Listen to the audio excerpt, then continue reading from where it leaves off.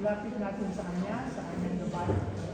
Amang Diyos na makapangyarihan sa lahat, maraming salamat po sa iyong bukod na anak na ang Panginoon si Kristo.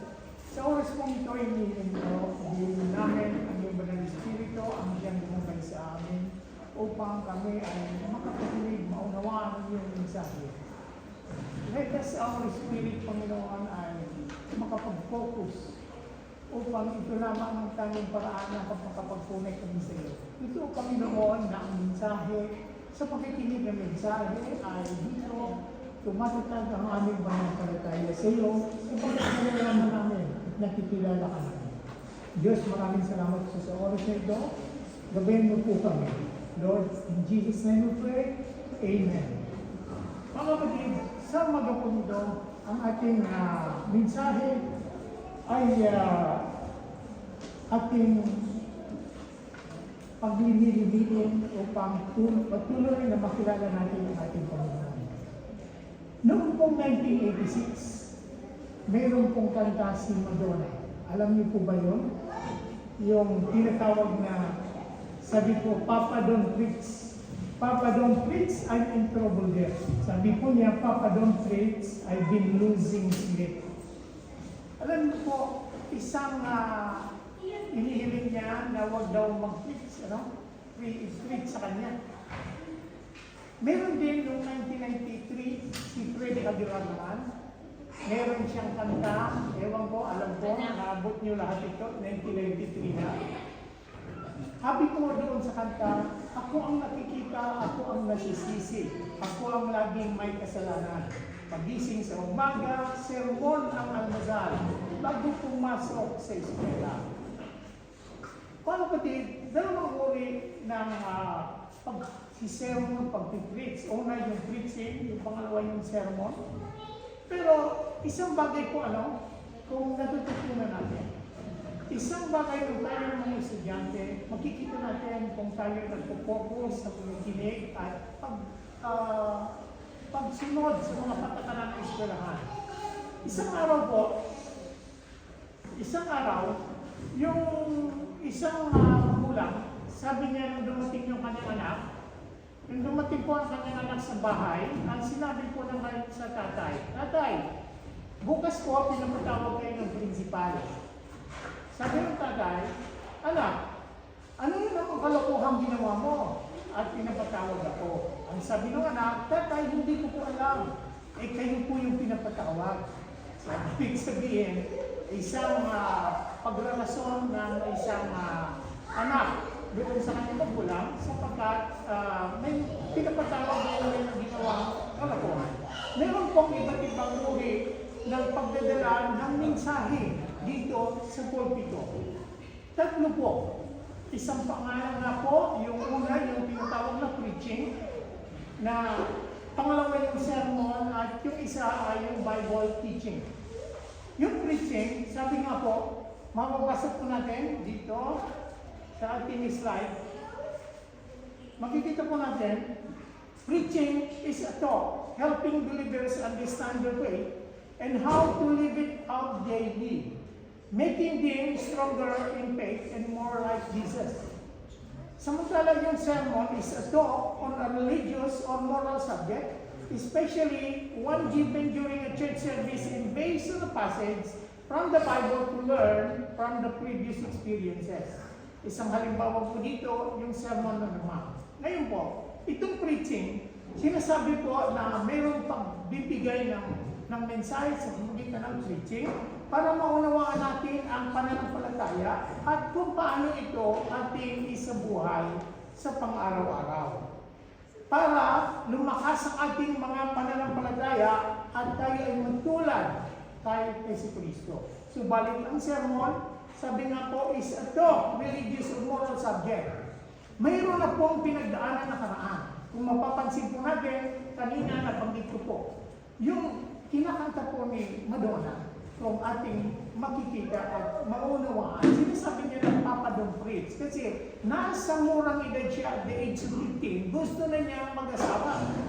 Sinasabi niya, Papa don't preach kasi nakakarinig siya ng preaching na hindi pa na-experience na huwag niyang masapira ng pag-asawa ng maaga. Subalit sa pangalawa, yung sermon yung kay Freddy Aguilar, mayroon lang kananasan. Kaya nga, sinisermonan siya ng kanyang tatay dahil sa kanyang ginagawa doon sa school.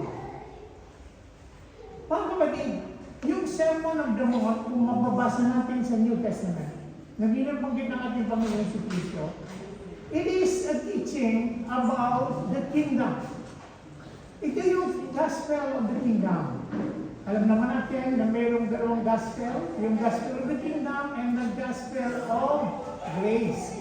After na mamatay ng ating Panginoon si Cristo, ito yung gospel of grace, pero bago, panatinakamtan ang eternal life, meron muna tinatawag na gospel of the kingdom na pinipreach ng ating Panginoon si Cristo sa mga Israelites.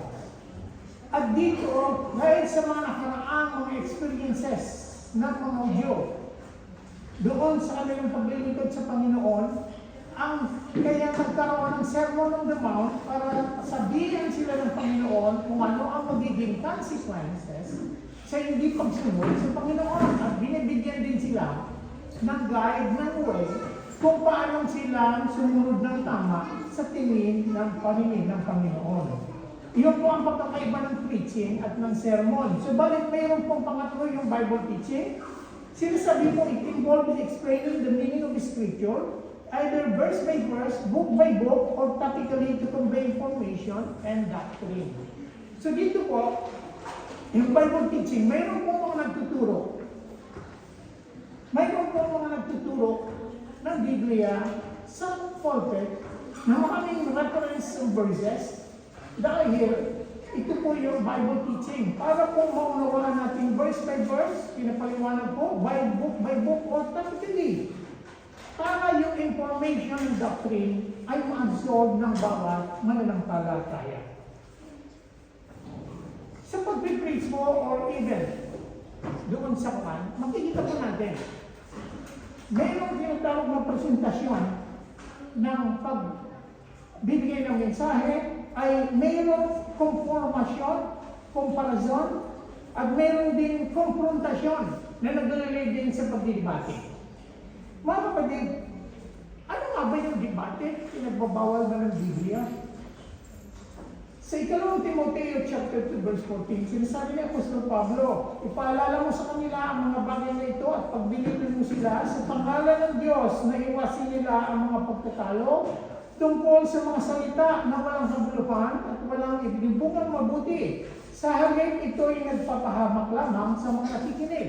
So kung ating lilimiin sa verse na ito, ay sinasabi pinagbabawalan ni Apostol Pablo ang makipagtalo. Sapagkat sinasabi niya, wala daw itong kabuluhan. At napapahamak lang yung mga nakikinig. Subalit kung ating itong ipagpapatuloy sa 17, ang sabi po niya, ang mga salita nila ay parang gangrena na kumakalat sa katawan. Kabilang sa mga nagtuturo ng ganito ay sina Himeneo at Tito. Lumihis sila sa katotohanan at ginugulo nila ang pananampalataya ng iba sa pamagitan ng pagtuturo ng muling pagkabuhay ay naganap na. Mga kapatid, there is certain topic na binabanggit ito si Apostol Pablo sapagkat binabawalan niya ang mga pagtatalo. Ano itong pagtatalo? Ang pinagpatatalunan pa lang nila, ang binabanggit nito ni Himeneo at Tito, ang muling pagkabuhay daw ay naganap na. Subalit ang tinutuloy ni Apostol Pablo, hindi pa ito nagaganap, in a due time, babangon lahat ang mga patay na nasilibingan na nasa Kristo. At maging tayo na dalat na nabuhay, tayo ay babaguhin niya. Sinasabi ito ni Tito at ni Himeneo na naganap na daw. Ito ang binabawalan ni Apostol Pablo na huwag daw itong topic na ito ang magkaroon ng pagtatalo. Subalit, pinagbabawal nga ba ni Apostol Pablo ang makipagtalo? Sa Gawa, chapter 9, verse 29, na nangangaral na may katapangan sa pangalan ng Panginoon at siya ay nagsalita at nakipagtuligsaan sa mga Greko-Hodyo datapwat pinagpipilitin nila sila ay makatay. Noong unang panahon ng mga apostol, nakipagtalo sila, nakipagdebate sila doon sa mga Grego. Bakit? Anong purpose? Sa Tito chapter 1 verse 10 na si Apostol Pablo rin ang mayakda kung ito ay tunay, dahil dito isawahin mo may kabagsakan sila upang makapagaling, mga pakagaling sa pananampalataya. Kung may isang tao nagsasabi ng kamalian, at alam natin ang katotohanan, sinasabi ng Apostol Pablo na isawayin mo sila ng may kabagsikan, sapagkat alam natin kung ano ang katotohanan, sapagkat kung hindi natin yung ginawa, ang mangyayari, mapapahamak sila. Mga kapatid, sa pagpapatuloy, sinasabi dito sa Matthew chapter 10 verse 32 to 33, kaya nga ang sino mang maghahayag sa atin sa harap ng mga tao ay ihayag ko rin sa harap ng aking Ama na nasa langit. Ngunit ang sino mang magkaila sa akin sa harap ng mga tao ay ikakaila ko rin sa harap ng aking Ama na nasa langit. Mga kapatid, pag kinaila natin ang Panginoon Jesucristo, maliwanag po dito at ikakaila din niya tayo. Ikakaila, ikakahiya, kanyang pangalan, ay gagawin din niya ito sa atin. Subalit, mahal tayo ng Panginoon Diyos sapagkat itong mga sulat na ito ay nagbibigay sa atin ng mga babala. Sa Galatians chapter 1 verse 8 ni si Apostol Pablo, dapat huwag kanunghima kami o isang anghel na mula sa langit ang pangaral sa inyo ng anumang ebanghelyo na iba sa aming ipinapangaral sa inyo ay matakwil. Imagine mga kapatid, sinasabi ni Apostol Pablo, ipinangaral niya na si Jesucristo is the image of the invisible God and even He is God. Pag hindi natin yung tinanggap natin ang ibang mga pangaral, ano ang sabi ni Apostol Pablo rito? Matakwil. Ganito po kaseryoso ang pagkilala sa ating Panginoon Diyos, Ama, at sa ating Panginoong Jesucristo. Ang pangalawa pong presentasyon ng pag-aaral ng salita ng Panginoon. Dito po, lumampas ng konti. Dito pa rin ang presentasyon. Walang konformasyon at walang konfrontasyon. Mayroon pong mga pag-aaral, nakikita natin na may mga preacher na wala, hindi sila nagkakaroon ng pagkonfrontasyon o komparasyon. Basta itinuturo lang kung ano ang nasa Biblia.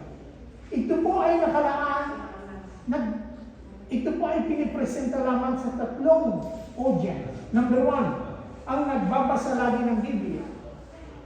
Ang pangalawa, medyo nagbabasa. Ang pangatlo ay di talaga nagbabasa. So, walang konfrontasyon. Nakikinig lang kung anong sinasabi, ay tinatanggap. Subalit sinasabi ni Apostol Pablo, tayo ay maging mga Berean. Kung ano ang ating narinig, kailangan natin itong tingnan sa Biblia. Kung ano talaga ang sinasabi, baka nililigaw tayo. Mga kapatid, hindi talaga ito ang mensahe. Ito na ang ating mensahe, ang titulo, The Scarlet Worm. Ano? Sabi nga po kanina ni Brother Richie, interesting ba ang topic nito? Kung sa Tagalog, ang pulang-pulang uod. Sabi siguro, bakit naman ito si Brother na nagtaping ng uod? Well, sa Psalm chapter 22 verse 6, sinasabi po ng propesya ni Haring David, but I am a worm and no man, a reproach of men and despised by the people. Sa Tagalog, ngunit ako'y parang uod at hindi na isang tao. Inahamak at pinagtatawanan ng kahit na sino. Sino po ito? Ito ang ating Panginoon si Kristo na nakabayubay siya sa krus sa Kalbaryo. Siya po ang nagsalita rito sa propesya ito na ang sinasabi na, ngunit ako'y parang uod, hindi na tao. Dahil doon sa pagpapahirap sa ating Panginoon si Kristo, dahil sa pag-absorb niya ng ating mga kasalanan. Naalala niyo na, Diyos ko, bakit mo ako pinabayaan na nabanggit ng Panginoon Yesu Kristo? It's really pinabayaan siya for the sake of humanity na tayo ay patawarin sa ating mga kasalanan, tayo ay maging katwiran ng Panginoon. Alam niyo po ba during this time, those time, legions of angels ang nakaready sa kalangitan upang sumalakay? Pero hindi ginawa ng Panginoon na yun ang mangyari. Dahil ibig niya na ang kalooban ng Ama ang siyang maganap. Na naganap na nga ito na siya ay namatay sa cross, umago sa kanyang dugo. Nakabayubay siya. Mga kapatid, kung hindi yun nangyari, walang kapatawaran ang ating mga kasalanan. Hindi tayo makakalapit sa presensya ng Panginoon. Sinasabi po dito, but I am a worm. Pero sa Tagalog, ngunit ako'y parang uod. Hindi naman talaga naging uod ang Panginoon. It's prophetic. It's, sabi nga po, isang metaphor lang ang binabanggit ng Panginoon. Pero ano nga ba itong nabanggit niya na bakit sa dinami-dami ng insekto ay pinili niya ang uod? Mga kapatid, hindi po ito isang ordinaryong uod. Kung tayo magbabanggit, dito po ang iba't ibang klase ng uod. Una, pag sinabi natin uod, ang pumapasok sa ating mga isipan ay bulati. Bulati, sabi kadiri. Pero wag po kayo, may mga kinokulture na bulati, di nyo alam, andyan sa ating mga hotdog.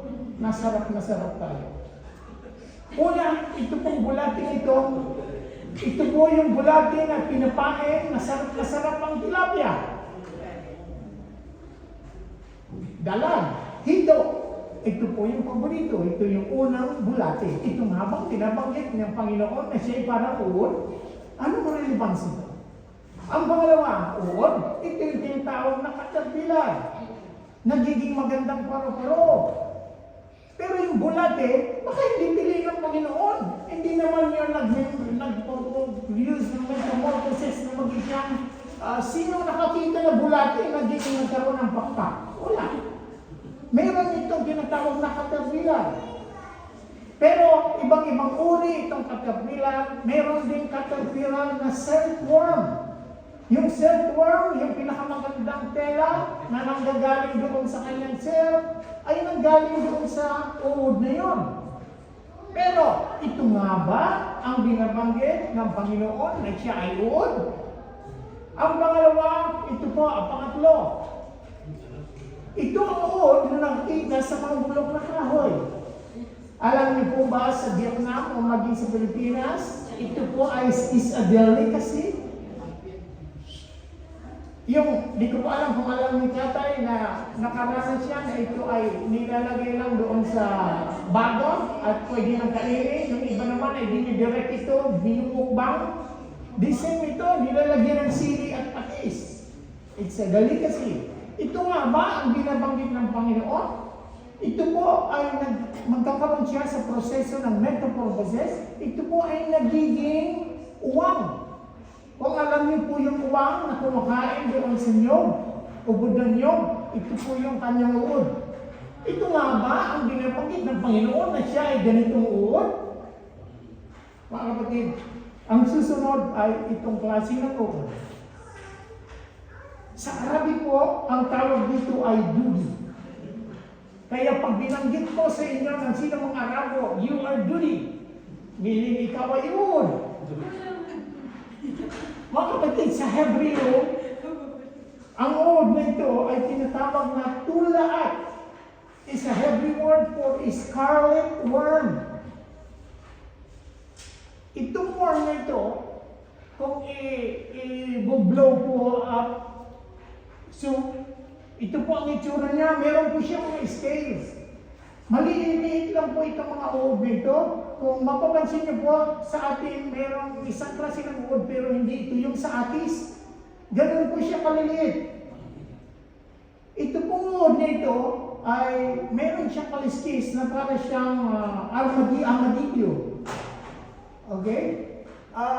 Ito pong uod nito, ito yung anong relevance na binanggit at inadapt ito ng Panginoon na siya ay parang uod.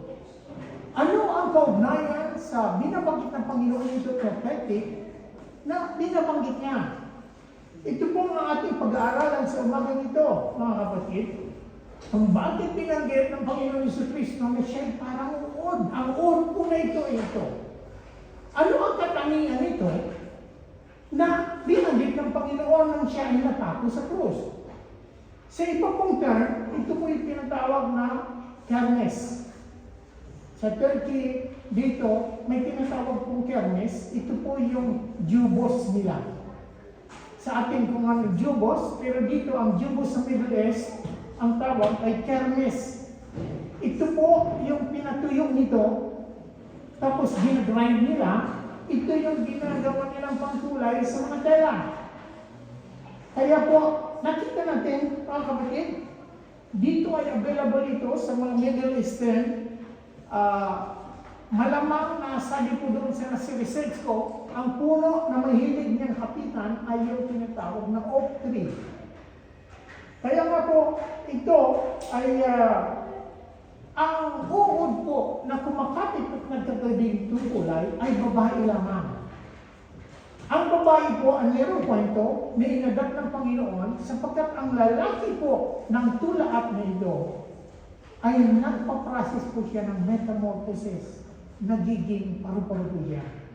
So ang ibig kong sabihin, ang naging sakripisyo lang ay yung babae pala nitong uod na ito, hindi yung lalaki. Sapagkat yung lalaki, ang kakaroon ng pakta, lumilipad siya at saan siya pupunta.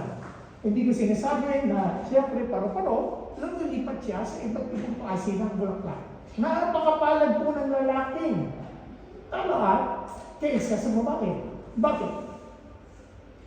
Sabi nga po sa Psalm chapter 22 verse 6, I am just a worm. Siya po ay uod, ang Panginoon Hesus Kristo. Dito po mga kapatid,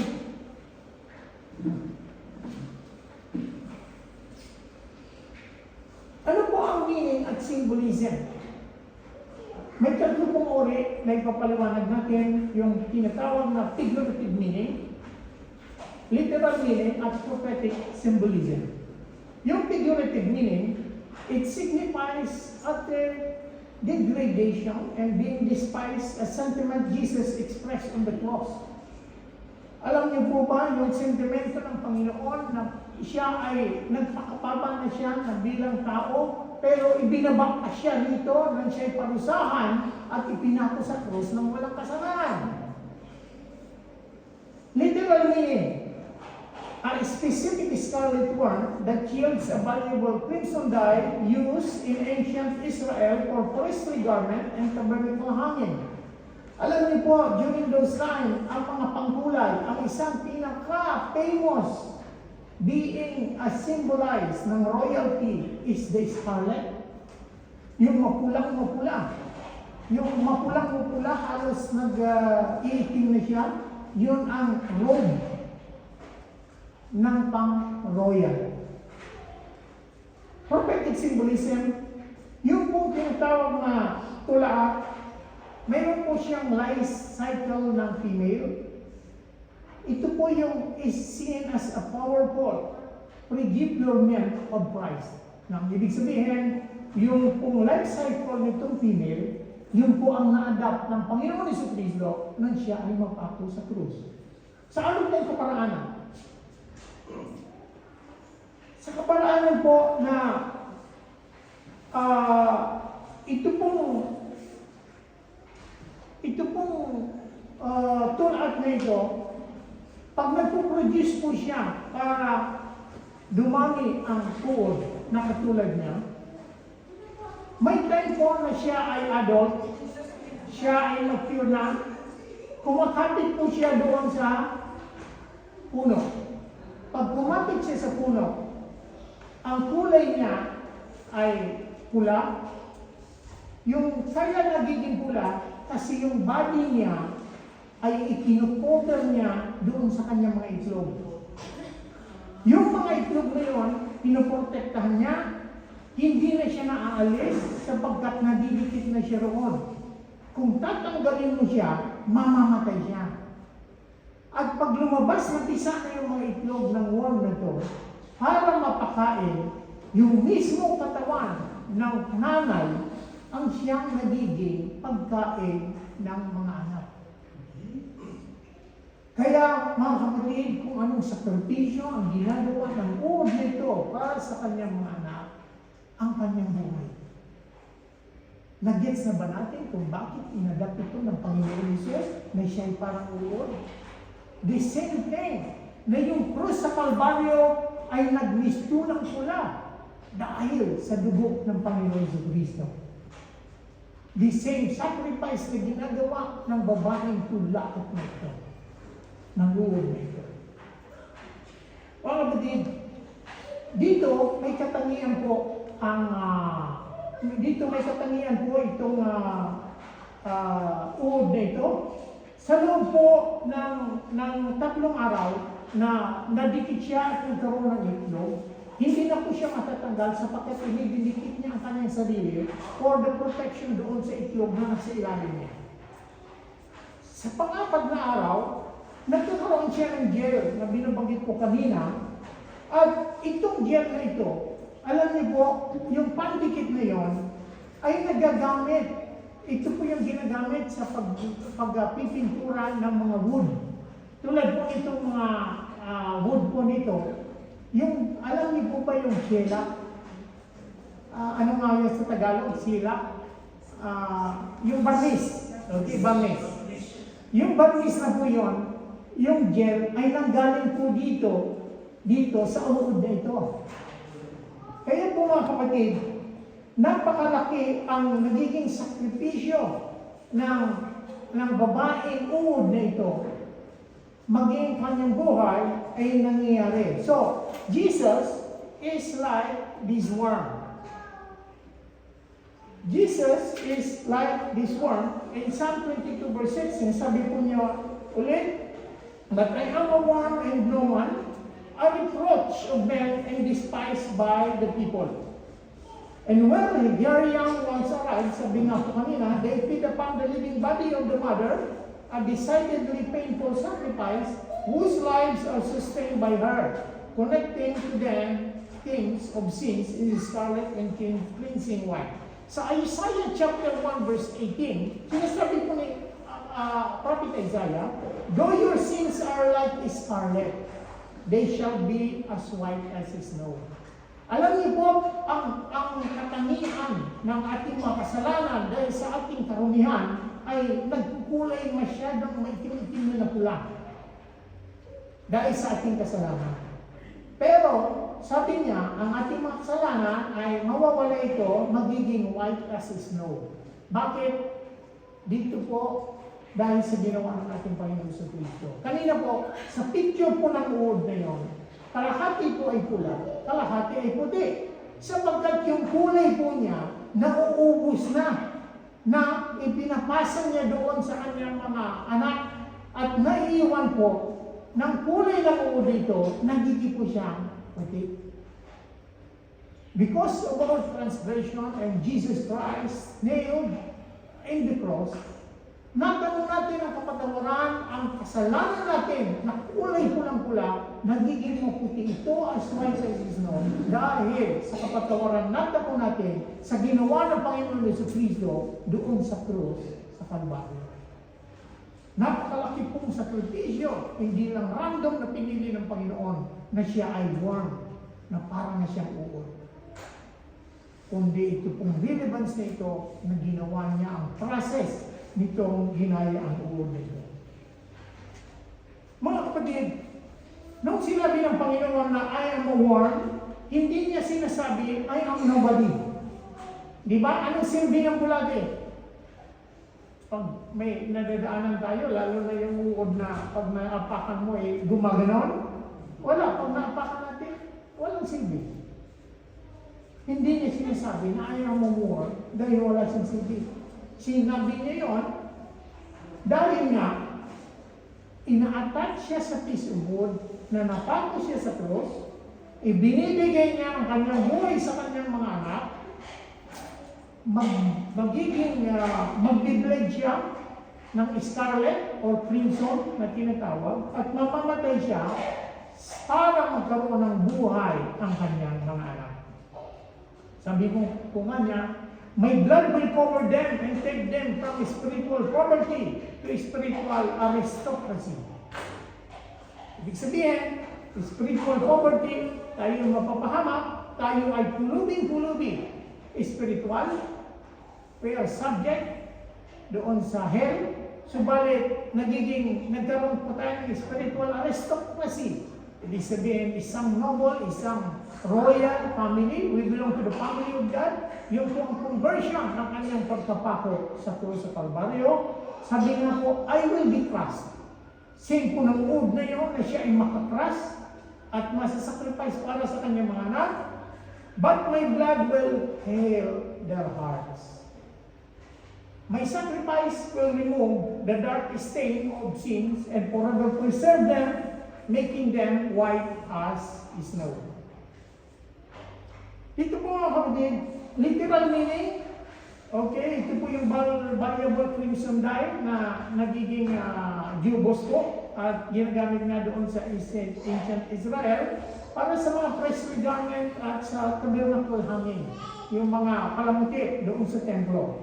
Meron pong medyo Old Testament setting. Una, ito pong tabernacle and priesthood. Mababasa natin sa Exodus chapter 25 verse 4. Ito po yung requirements ng Panginoon para sa pag-decorate ng first temple. Sabi po niya, list the specific textile offering, blue, purple, and scarlet yarn, fine linen, and goat hair, that God commanded the Israelites to bring for the construction of the tabernacle. These materials, often associated with royalty and divinity in ancient Near Asia, were used to create sacred garments and curtains for the sanctuary. Ito po yung scarlet, derived from a creature that must die to give its color. Ito nga po yung pulaan. It literally woven into the place where substitutionary sacrifices are offered and into the vesture of the mediating priesthood. Purification rites. Mababasa din natin sa Old Testament na ginagamit nila yung scarlet wool. Number 3, royal and luxurious apparel. Sabi nga po, David praises the daughter of Israel who clothed you in scarlet with luxury. Sabi ko po nga kanina, yung kulay po niyan ay ginagamit noong unang panahon ng mga royal bloodline. So, pangmayaman po ito, pang luxury, yung kulay na yun. Naalala ko po, maliban dito sa tulaat na kinukuha na ng kulay, during those time po, may isang klase ng shellfish, na napakahirap kunin sa dagat, at yung po binabayo, nagiging scarlet din po yun. Isa rin po yun sa pangkulay nila noong unang panahon. Mga kapatid, poetic description, kay Solomon, ginagamit din ni Haring Solomon, itong scarlet na kulay, pag-describe niya ng mga gagandang mga babae. Sabi niya, kinumpare niya ito sa lips. Kung mapapansin niyo po yung Song of Songs, ang binabanggit niya ito, ito nga po, within 700 wives and 300 concubines, meron lang isang babae ang nagustuhan ni Haring Solomon, subalit nabigo siya. Sabi ko nga po, kung papag-aralan natin, meron lang chapter 8 ang Song of Solomon, i-reveal ko po kung sino yung babae doon na inibig niya, subalit nabigo siya. Dinescribe niya po, sabi niya, Solomon likens a bride's lips to scarlet thread. Imagine po, yung mapulang-mapulang thread. Noong unang panahon siguro, di pa uso yung lipstick. Siya, ikinumpare niya yung natural na labi ng babaeng kanyang iniiro na scarlet daw. Imagine mo, dinescribe dito ni Haring Solomon ang kanyang iniirog na nabigo siya. Ang lips noon ay talagang namumula-mula. Mga kapatid, warm imagery of frailty. Sabi nga po, kung titingnan natin ang noun points to the ethic itself, sabi nga, lowliness, decay, or divine instrumentary.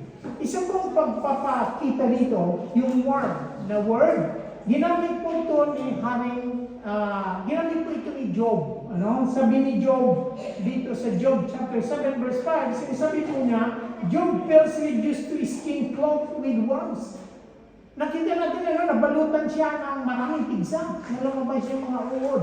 Yung uod na yon, palagay ko, hindi tulad ng uod na itong tulaa. Yung uod na yon, tulad ng uod na nanggagaling sa mga langka. Imagine po niyo mga kapatid, na buong katawan ni Job ay meron siyang bigsa na lumabas yung mga uod nito. At dito po marami din sa book of Psalm, Isaiah, binabanggit din po dito ang patungkol sa pagdidescribe bilang uod. Ito po, basahin ko sa Isaiah 41 verse 14, "The Lord encourages His covenant people, do not fear, O worm, Jacob." So, i-describe din ng Panginoon itong covenant niya sa kanyang mga tao sa 12 tribes of Israel, tinawag niyang worm, Jacob. Okay mga kapatid, sa pagpapatuloy, mayroon po tinatawag na theological trajectories. Ito pong theological trajectories, scarlet and atonement. Sabi nga po, the color like blood becomes a vivid thread through the sacrificial system, prefiguring the substitutionary death of Messiah. The one must be crushed to yield the die, likewise, he was crushed for our iniquities. Scarlet cloth on the tabernacle speaks of constant access to cleansing by shed blood. Sin and cleansing. Isaiah chapter 118, binasa na po natin kanina, na sets scarlet stained guilt against snow white pardon. So concept po niya, no, na reciprocate yung ating kasalanan na talagang namumula-mula, grabing kasalanan, pero ito po ay naging maputi dahil sa ginawa ng ating Panginoon Jesucristo. Okay, next is humility and exaltation. The contrast between royal scarlet garments and the warm, humble origin mirrors the pattern of Christ, the royal Son, who emptied himself, taking the form of servant. Alam natin that Jesus Christ is a royal priesthood. Alam natin na galing siya sa royalty, and he cannot be the king kung hindi siya galing doon sa line ng mga royal from King David onwards. So alam naman natin na si Mary and even Joseph are in the line of the 12 tribes of Israel. So Jesus is the legitimate royal blood. Pero ano po ang nangyari? Bagamat siya ay royal, nagpakababa siya nung siya ay naging tao. Diyos po ang Panginoon Jesucristo bago siya naging tao. Hindi naman siya nag-exist nung ipinanganak siya ni Maria at naging tao, kundi Diyos po siya at kasama siya sa pag-create ng everything, ng creation, at naging tao lang siya. Pero, mga kapatid, during this time na officially naging tao siya for the purpose na siya mapako sa krus, noong unang panahon pinag-aralan natin na tinatawag siya the angel of God. Bumababa na rin po siya dito at sinusugo ng Ama dito sa lupa during the time of Lot, during the time of marami po mga pagkakataon na ang Panginoon Jesucristo ay bumaba na dito sa lupa during those time. So, tinitingnan nga po natin yung royal dress code ng ating Panginoon Jesucristo ay hindi nanggaling sa Levites. Saan siya nanggaling? Doon kay Melchizedek. Si Melchizedek, na kung saan nagbibigay siya ng kahit sila offering din doon si Abraham, kung mapapansin po natin, wala siyang pinanggalingan si Melchizedek. So it might happen na the same Melchizedek is the same, the angel of God with Jesus na bumaba na long time before. Okay mga kapatid, tayo pa magpatuloy. Dito po,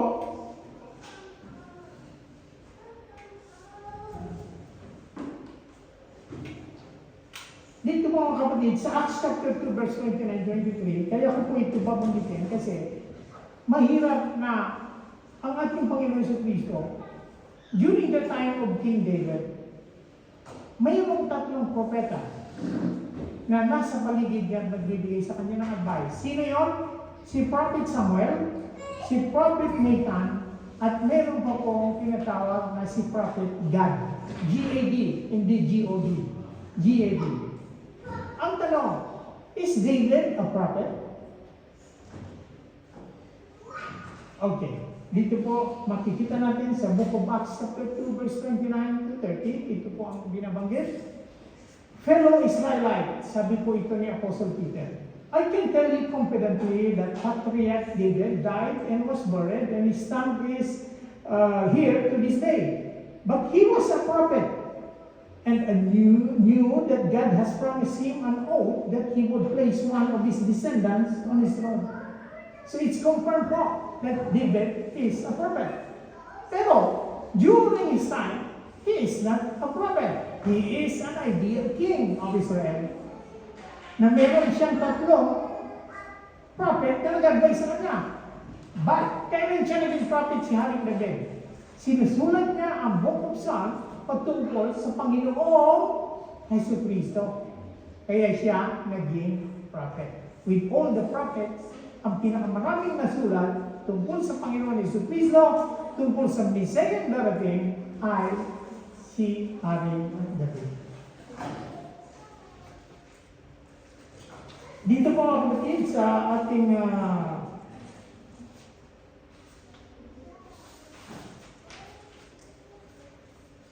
mayroon po nagsasabi na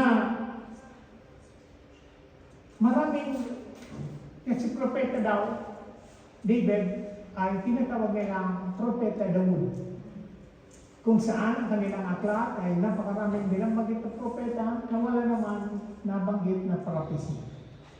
Isa nga dito si Propeta Daud na naging propeta siya dahil doon sa kanyang prophecy tungkol sa Panginoon Hesus Kristo. Kung ating babasahin sa isa sa mga prophecy ni Haring David ay sa Psalm chapter 16 verse 10.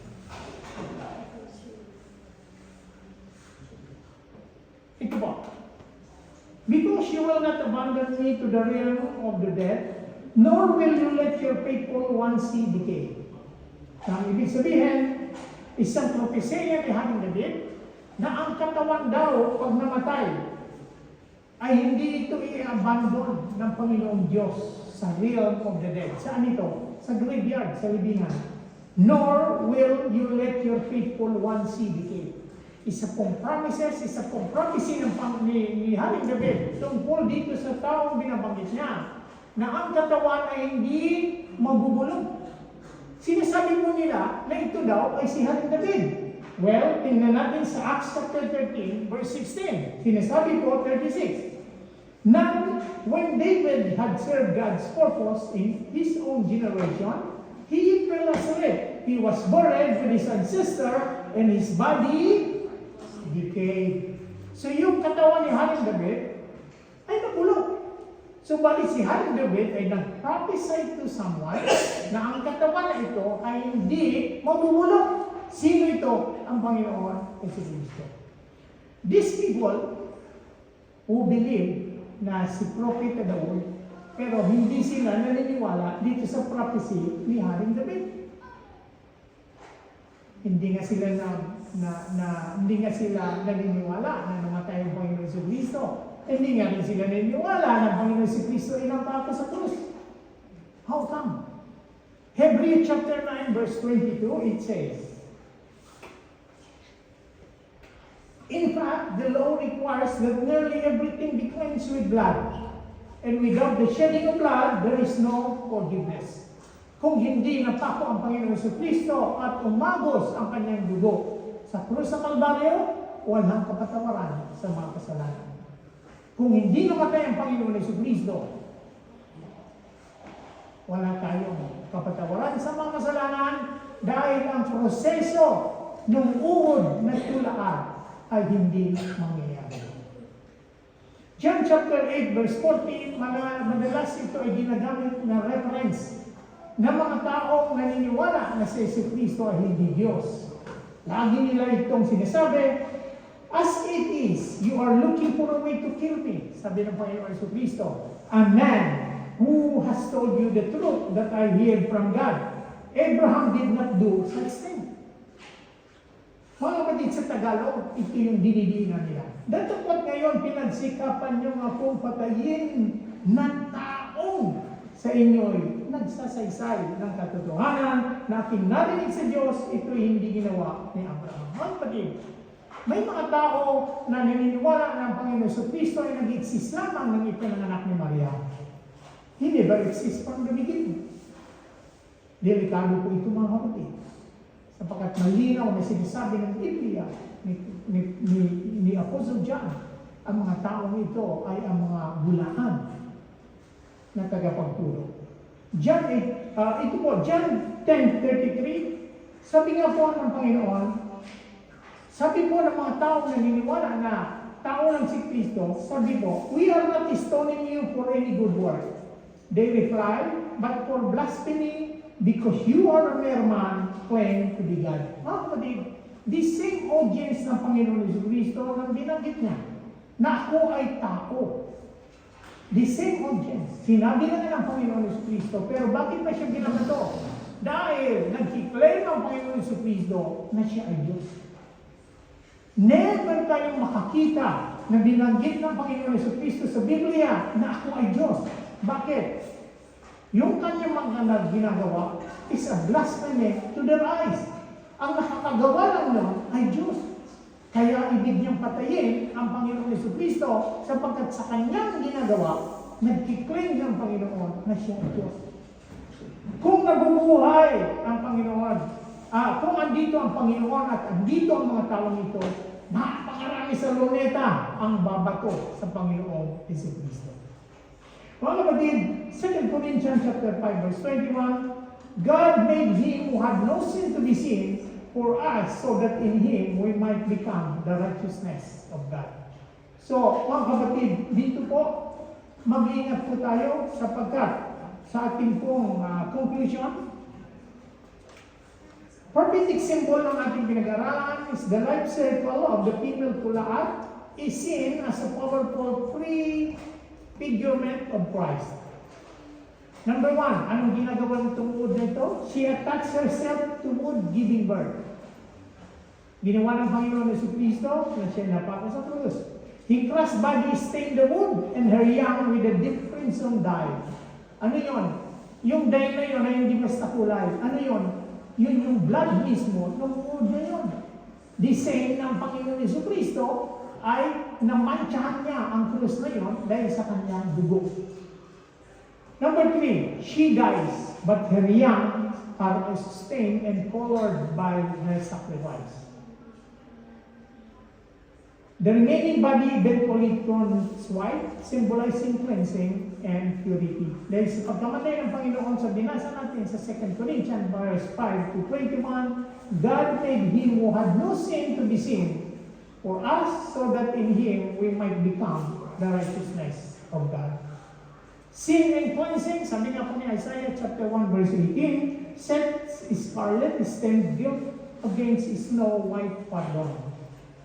In our challenge, mga kapatid, dito po, sabi ko, Matthew chapter 10 verse 32 to 33, ulitin ko po yung ating binasa kanina. Kaya nga, ang sino mang maghayag sa akin sa harap ng mga tao, ay hayag ko rin sa harap ng ating Ama na nasa langit. Ngunit ang sino mang magkakaila sa akin, sa harap ng mga tao ay pakaalay ko rin sa harap ng aking Ama na nasa langit. Isa pong word ng Panginoon Jesucristo na pagdating ng araw mahirap, hindi natin ito matatanggap. Subalit, mangyayari. Isa pong bagay na nakakalungkot sa isang Kristiyano, ang pagdating ng araw, ang sabihin nito ng Panginoon. Pangalawa, ang sabihin ng Panginoon, "Depart from me, I never knew you." So mga kapatid, para ating makilala ng lubos ang Panginoon, pagtuloy tayong magbasa ng Bible. Alam ko naman ang ating mga Biblia ay naalikabok na. It's time na tanggalin natin at paliparin ang mga alikabok na yan. Tingnan natin, gawin natin na process ng metamorphosis. Ang ating mga Biblia na nakaliko, i-open natin. Napakagandang pag-aralan ang Biblia sapagkat ito ang nagbibigay, nagbubukas sa atin kaunawaan tungkol sa Diyos na manlilikha. Sinasabi po ng Biblia, kung ang Diyos na pinapaniwalaan ng isa ay hindi gumawa ng sanglibutan nito, ay huwag kayong maniwala. Sapagkat ang ating Diyos, siya ang ating manlilikha at ang kanyang anak ng Panginoon Jesucristo na noong paman ay siya ay kasama na. Nilanggit ko na po una, paano po ang Panginoon Jesucristo ay nakasama? Sa pamamagitan niya ay nilikha ang lahat ng bagay. Isa pong anluwagi o karpentero ang ikinukumpara natin sa ating Ama na manlilikha. Hindi siya pwedeng gumawa, hindi niya pwedeng lagarin isang plywood o kahoy na walang lagari. Ang karpentero ay ang ating Panginoong Diyos naman. Ang lagari ang Panginoong Jesucristo. At ang kahoy na kanyang nilalagari, tayo na kanyang pinili. Mga kapatid, tayo dumulog sa Panginoon sa pangwakas na panalangin. Amang Diyos na nakila, maraming salamat po sa umaga ito, sa araw na ito. Narinig namin ang iyong buong mensahe. Nawa Panginoon, ipatuloy na tumimo sa aming mga puso at lumago ang aming pananampalataya ng pagkakilala namin sa iyo, na hindi mo kami maitatwa sa pagdating ng araw, sapagkat iyong pangalan ay aming ihayag sa iyo. Lord, we thank you so much, Father, Holy Spirit. All these things we ask in the mighty name of our Lord Jesus Christ, we pray. Amen.